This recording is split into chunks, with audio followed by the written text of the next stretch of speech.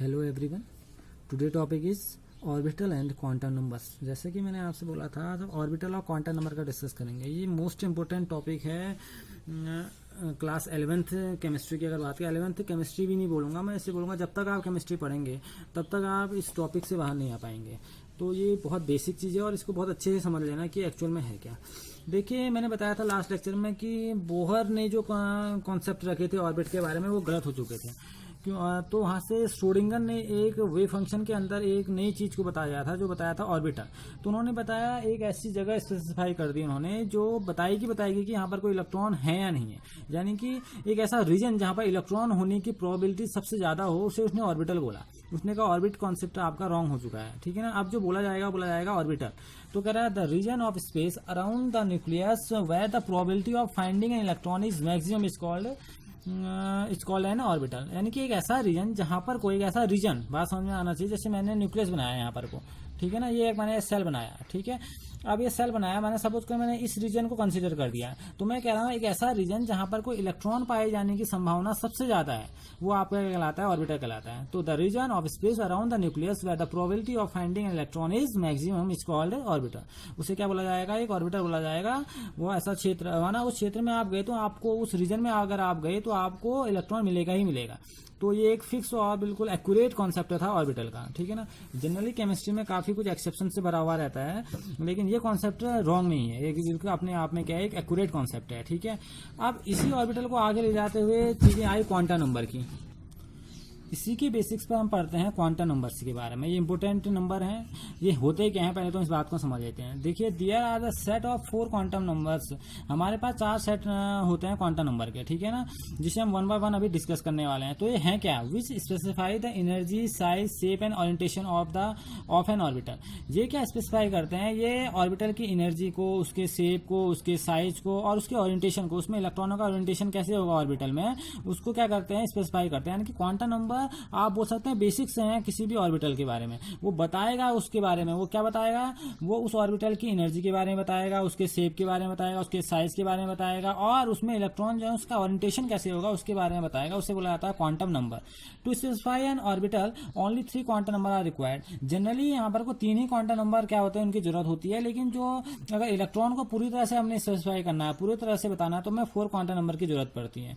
Generally हम 3 ही quantum number को हम क्वांटम नंबर बोलते हैं। एक प्रिंसिपल क्वांटम नंबर एन को, एजीमुथियल एल और मैग्नेटिक एम। लेकिन जो 4th स्पिन आया उसको जनरली बहुत लोग क्वांटम नंबर नहीं बोलते हैं। लेकिन इलेक्ट्रॉन को पूरी तरह से स्पेसिफाई करने के लिए, पूरी तरह से जस्टिफाई करने के लिए आपको चारों के चारों क्वांटम नंबर आने चाहिए, ठीक है ना। अब 1 बाय 1 हम इन क्वांटम नंबर्स के बारे में सीखते हैं। तो पहला इसमें आता है प्रिंसिपल क्वांटम नंबर एन, जिसे हम एन से डिनोट करते हैं। ये है क्या? इसे हम सिंपल अगर आप लैंग्वेज में समझे, इट आइडेंटिफाई सेल। ये किसको आइडेंटिफाई करता है? सेल को आइडेंटिफाई करता है। ये सेल के बारे में बताता है। Determine size and energy of orbital. और ये क्या करेगा? जो आपका ऑर्बिटल है, जो आपकी सेल है, उसके साइज और एनर्जी के बारे में बताएगा आपको। जैसे मैंने बोला सेल आपने पता है, जनरली आप पढ़ते आ रहे हैं के, एल, एम, एन, ओ, जितने भी सेल हैं। तो इसमें एन की वैल्यू के लिए कितनी होती है? 1, एल के लिए कितनी होती है? 2, एम के लिए कितनी होती है? 3 और एन के लिए कितनी होती है? 4। अगर एन की वैल्यू 1 है तो आप बोलेंगे ये कौन सी सेल में है? ये के सेल में है, ठीक है ना। अगर एन की वैल्यू 2 है तो कौन सी सेल में होगा? ये आपके एल सेल में। ऐसे आप इलेक्ट्रॉन का डिस्ट्रीब्यूशन तो आप जानते हैं 2n² रूल से होता है, ठीक है ना।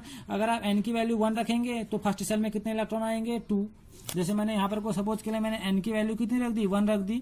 तो सपोज मैंने एन की वैल्यू 1 रखी तो यहाँ पर कोई नंबर ऑफ इलेक्ट्रॉन कितने हो गए? यहाँ पर को 2। तो के सेल में कितने इलेक्ट्रॉन आएंगे? आपके 2 इलेक्ट्रॉन आएंगे, ठीक है ना। वैसे अगर एल की वैल्यू मैंने यहाँ पर को एन की वैल्यू 2 रख दी तो यहाँ पर मैं एल में कितने इलेक्ट्रॉन भरे जाएंगे? अब बोलिए भरेंगे ना, कैसे भरेंगे? देखिए 2 × 2 टू द पावर 2 कितने हो गए? 2 टू द पावर 2 4, 4 × 2 कितने हो गए? 8। यहाँ पर 8 इलेक्ट्रॉन। तो ये कैसे? इसी रूल से भरे जा रहे हैं। तो ये देखिए किसको दिखा रहा है? यानी कि आपको किसको दिखा रहा है? सेल को दिखा रहा है। यानी कि 1 आएगा तो के, 2 आएगा तो एल। तो प्रिंसिपल क्वांटम नंबर किसको आइडेंटिफाई करता है? सेल को। तो ये तो आपका प्रिंसिपल क्वांटम नंबर एन है। इसके बाद सेकंड आता है, उसे बोला जाता है एजीमुथियल क्वांटम नंबर या एंगुलर क्वांटम नंबर। इन दोनों के नाम से इसको बुलाया जाता है और इसे डिनोट करते हैं एल से। देखिए इसे बोला जाता है, it is also known as orbital angular quantum number. इससे भी डिनोट किया जाता है। It identify subshell. ये किसको आइडेंटिफाई करता है? सबसेल को। Determine the shape of orbital, energy of orbital in multi electron atom along with principal quantum number and orbital angular quantum number momentum. इस देखिए इस बात को समझना मैं क्या कहना चाह रहा हूँ। ये क्या कर, ये किसको डिटरमाइन करता है, ये सेल के अंदर बैठे हुए छोटे छोटे जो सब सेल होते हैं उनको आइडेंटिफाई करता है, ठीक है ना। और ये किसकी हेल्प से आइडेंटिफाई करता है, इट डिपेंड्स अपॉन एन, ये किस पर डिपेंड करता है, ये प्रिंसिपल क्वांटम नंबर एन पर डिपेंड करता है। देखिए कैसे मैं भी आपको बताता हूँ इस चीज को। ये देखिए अगर अभी आपको मैं एग्जाम्पल भी दूंगा, उससे आपको बहुत जल्दी समझ में आ जाएगा कि ये है क्या।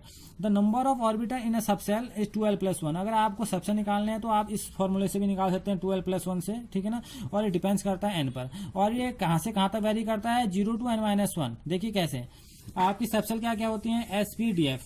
अब मैं एल की वैल्यू अगर 0 है तो कौन सा सबसेल होगा, S। अगर एल की वैल्यू क्या है, एल की वैल्यू 1 है तो सबसेल P होगा, और एल की वैल्यू 2 है तो सबसेल D होगा, और एल की वैल्यू क्या है आपकी 3 है तो सबसेल क्या होगा आपका F होगा, ठीक है ना। अब 0 to n-1 कैसे, देखिए अगर n की वैल्यू 1 आ रही है आपकी, इस पर n की वैल्यू अगर 1 है, आप पहले सेल के लिए निकाल रहे हैं, तो n की वैल्यू के लिए l की वैल्यू क्या आएगी, 0 to n-1।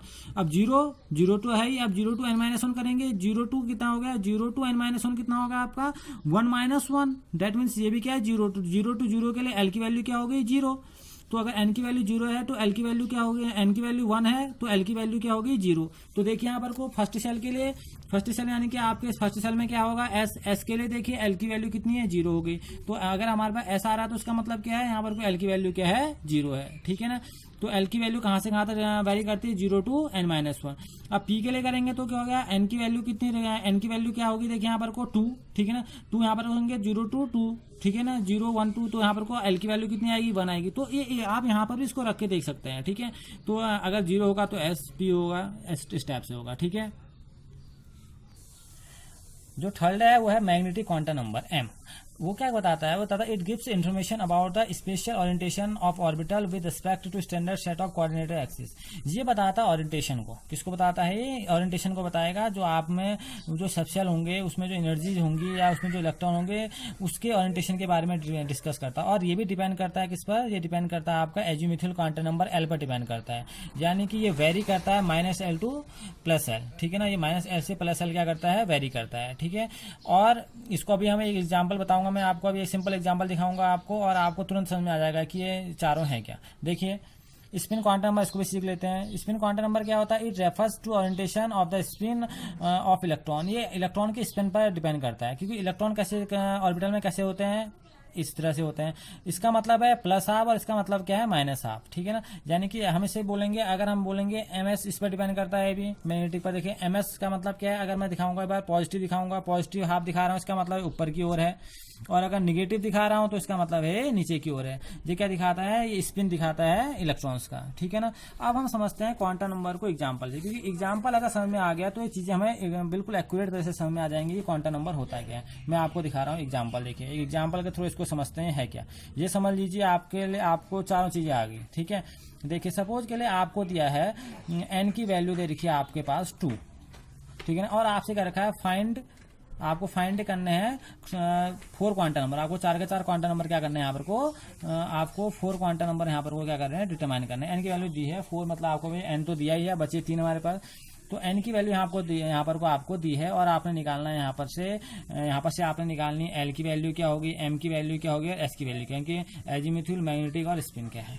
अब n की वैल्यू 1 है, n की वैल्यू कितनी है आपकी 2 वैल्यू है, ठीक है ना। अब n की वैल्यू 2 है, ठीक है ना। अब 2 की मतलब क्या है, 2 का मतलब है कि आप किस सेल में होंगे, आप सेल यानी कि n=2 में बात कर रहे हैं। अब n=2 की बात जो हो रही है, n=2 है, यानी कि अब किस सेल में होगा। देखिए k= अगर n=1 था, k सेल में था, l=2 है, तो यानी कि किस सेल में होगा, l में होगा, क्योंकि n की वैल्यू यहाँ पर को 2 है, तो यहाँ पर को 2 के लिए हो रहा है। तो ये किस सेल में है आपका, ये l की बात यहाँ पर को हो रही है।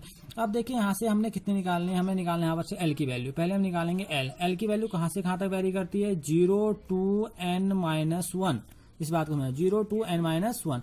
अब मैं n की वैल्यू निकाल रहा हूँ 0 to n-1। n की वैल्यू कितनी, देखिए 0 तो पहले से है, 2, n की वैल्यू कितनी है यहाँ पर को 2, तो क्या हो गया 0 to कितना हो गया n-1। n-1 बात समझ में आना, n-1 का मतलब है यहाँ पर को 0 to 2-1, ठीक है ना। तो क्या हो गया 0 to 2-1, यानी कि 0 to कितना हो गया है 1। तो यहाँ पर को l की वैल्यू n=2 के लिए l की वैल्यू कितनी आ गई, l की वैल्यू आ गई आपका 0 और 1, देखिए एन की वैल्यू के एल की वैल्यू कितनी आ गई, 0 और 1 आ गई, ठीक है ना। अब हम हमारे पास एल की वैल्यू आ गई है, एन की वजह से किसकी वैल्यू आ गई, एल की, यानी कि हमारा प्रिंसिपल क्वांटम नंबर हमको दिया हुआ था, हमने एजीमुथल क्वांटम नंबर निकाल दिया। अब देखिए इसी से हम क्या निकाल सकते हैं, एम की वैल्यू कहाँ तक वेरी करती है, देखो एम की वैल्यू एल के लिए कहाँ तक वेरी करती है, ये वेरी करती है -L टू +L, कहाँ से कहाँ तक वेरी करती है, -L टू +L वेरी करती है। अब देखिए यहाँ पर को एल की दो वैल्यू हैं, 0 और 1, दो वैल्यू दिख रही है आपको 0 और 1। पहले किसे निकालते हैं, फॉर जीरो के लिए क्या वैल्यू होगी एम की, देखिए एम की वैल्यू क्या होगी, -0 टू +0। अब ये -0 करे +0 करे तो क्या रहेगा 0, तो इसके लिए एम की वैल्यू क्या आ गई 0। अब फॉर किसके लिए, फॉर 1, अब 1 के लिए निकालेंगे तो क्या वैल्यू आएगी एम की, -1 टू +1, -L टू +L हो गया ना, तो क्या हो गया -L +L, यानी कि L की वैल्यू 1 है तो -1 टू +1, तो -1 टू +1 क्या हो गया, -1, 0, +1। तो इसके लिए कितनी वैल्यू आ गई, इसकी कितनी आ गई, -1, 0 और +1, तो 3 वैल्यू आ गई। बात समझ है ना, यानी कि हमारे पास n की वैल्यू थी, n की वैल्यू से हमने l की वैल्यू निकाली, l की वैल्यू कितनी आई, n = 2 के लिए l की वैल्यू कितनी है, 0 और 1। कैसे निकाली हमने, इस फॉर्म से निकाली, 0 to n-1।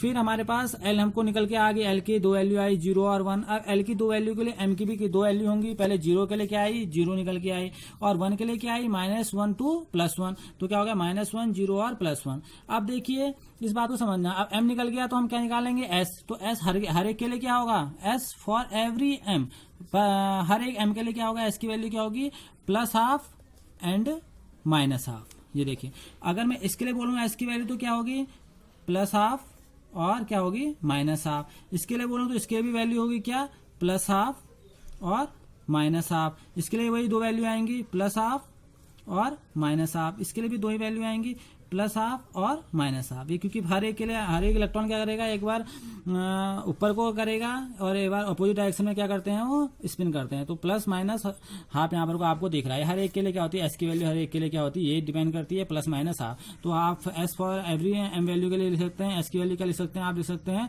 +-½ आप हर एक के दिखा देते हैं। 3 इंपोर्टेंट थी आपकी, तो समझ में आया ना। n = 2 के लिए हमने कैसे निकाला, हमने l कैसे निकाला, तो अगर ये समझ में आ गया आपको तो आपको चारों क्वांटम नंबर समझ में आ गए हैं, ठीक है ना।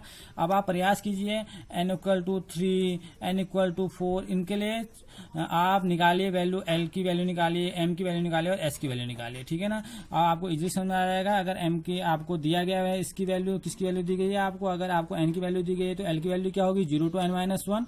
फिर अगर ये वैल्यू आ गई तो आप जानते हैं m कहाँ से कहाँ तक वेरी करता है, -L टू +L, वहां से निकाल लीजिए और उसके बाद आप निकाल लीजिए s हर के लिए क्या होता है, +-½ ठीक है ना। तो बहुत इजी था। आज हमने क्या समझा, आज हमने जाने क्वांटम नंबर्स के बारे में, और क्वांटम नंबर के बारे में हमने चारों क्वांटम नंबर सीखे, principal quantum number, azimuthal quantum number, magnetic quantum number और स्पिन क्वांटम नंबर, और इसके एग्जाम्पल के थ्रू इसको समझने की कोशिश की एक्चुअल में ये होते क्या हैं, ठीक है ना। क्लियर है ना, तो अभी ने बनाइए और इसका प्रयास कीजिए। Okay, thank you.